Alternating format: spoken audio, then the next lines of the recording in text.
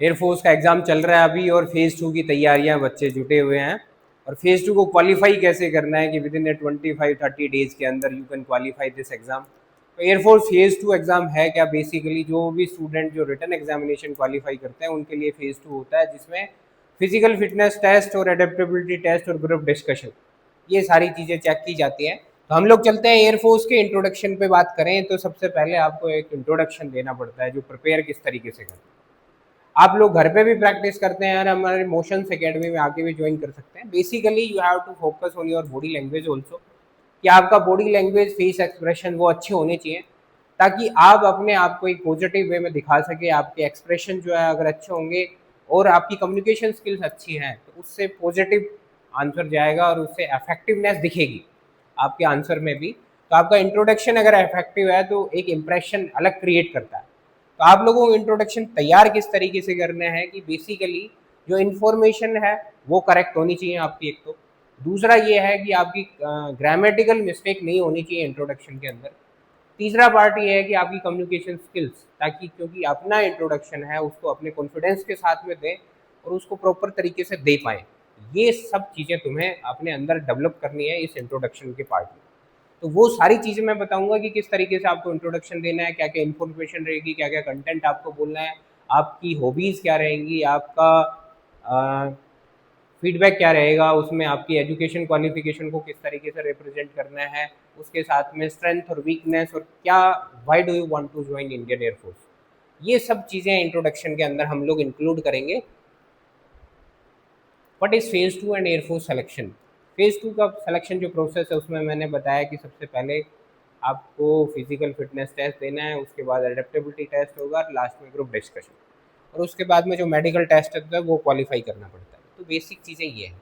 Components की बात करें तो फिजिकल फिटनेस टेस्ट में आपका एंडोरेंस चेक किया जाता है, आपकी स्ट्रेंथ स्टेमिना कितनी है आपके अंदर, क्योंकि 1600 मीटर की रेस होती है जिसको 7 मिनट का टाइम ड्यूरेशन आपको मिलता है। इसको कवर करने के लिए 10 पुशअप्स होती हैं, 10 पुलअप्स होती है। डॉक्यूमेंट्स वेरिफिकेशन भी होता है। डॉक्यूमेंट्स में आपको अपने सारे डॉक्यूमेंट जो हैं, आधार कार्ड आपके पास होना चाहिए। फेज़ 2 का और फेज़ 1 का जो एडमिट कार्ड है, जो आपको रिटन एग्जामिनेशन दे रहे हैं तो उसका एडमिट कार्ड संभाल के रखें, क्योंकि फेज़ 2 के अंदर वो एडमिट कार्ड भी आपको लेके जाना पड़ता है, डॉक्यूमेंट वेरिफिकेशन में ज़रूरत पड़ती है। आपकी कास्ट सर्टिफिकेट आपके पास में होनी चाहिए। आपका पर्सनल जो डॉक्यूमेंट्स एजुकेशन क्वालिफिकेशन के, वो सारे डॉक्यूमेंट्स आपके अंदर आपके पास में होने चाहिए। 5-5, 10-10 कॉपीज़ आप इनकी सेट की सबकी तैयार करके रखें। एडेप्टेबिलिटी टेस्ट में ऑब्जेक्टिव क्वेश्चंस पूछे जाते हैं। बेसिक असेसमेंट पेपर होता है, इसका मेंटल एबिलिटी चेक करने के लिए होता है कि आप किस तरीके से आप सोचते हैं। Adaptability test environment adaptability test होता है। उसके बाद में हम बात करें फिजिकल फिटनेस टेस्ट में 1.6 किलोमीटर की रेस होती है, 7 मिनट का टाइम ड्यूरेशन मिलता है। लड़कियों के लिए इसके लिए 8 मिनट का टाइम ड्यूरेशन रखा गया है। उसके साथ में स्ट्रेंथ असेसमेंट की बात करें तो उसमें 10 पुशअप्स चेक की जाती है। पुशअप करने का तरीका भी डिफरेंट डिफरेंट होता है, तो आप इसको प्रॉपर तरीके से करें, क्योंकि पुशअप में भी बच्चे निकल जाते हैं क्योंकि उनकी पोजीशन, उनकी शेप वो गलत होती है, इस वजह से। 10 सिटअप्स भी होती हैं। सिटअप्स के लिए भी प्रॉपर पोजीशन और स्ट्रेंथ आपको चाहिए। तो इसको भी एक ट्रेनर की गाइडेंस में ही तैयार करें, ताकि आपकी जो कमियां हैं आपको ऑब्जर्व कर सकें। उसके साथ में 20 स्क्वाट्स करनी होती हैं, जो आपको फिजिकल स्ट्रेंथ चेक करने के लिए की जाती है। This is the part of the upper body. और रनिंग जो है लोअर बॉडी पार्ट को टेस्ट करने के लिए होती है। तो बेसिकली ये फिजिकल फिटनेस टेस्ट आपका लिया जाता है इसके लिए।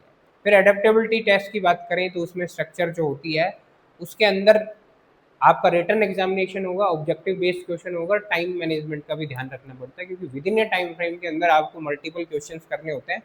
तो this is the time bounded, तो टाइम का भी ध्यान रखना होता है। उसके साथ साथ में आपकी मेंटल एबिलिटी को भी टेस्ट किया जाता है कि आप किस तरीके से डिसीजन लेते हैं, प्रॉब्लम्स को किस तरीके से सोल्व करते हैं। This is the kind of thing that will be test in the adaptability test. Environment adaptability test होता है जिसके अंदर एनवायरनमेंट से रिलेटेड चीज़ें पूछी जाती है। एयरफोर्स का एनवायरनमेंट किस तरीके का है, उसमें क्या क्या आपको मतलब एयरफोर्स के एनवायरनमेंट में अडेप्टेबल है या नहीं है, तो उससे रिलेटेड क्वेश्चन पूछे जाएंगे। डॉक्यूमेंट वेरिफिकेशन में डॉक्यूमेंट्स की ज़रूरत होगी। जो अपने डॉक्यूमेंट्स है उसकी 10-10 कॉपीज़ निकाल के रखें और ओरिजिनल और कलर प्रिंट आउट निकाल के रखें।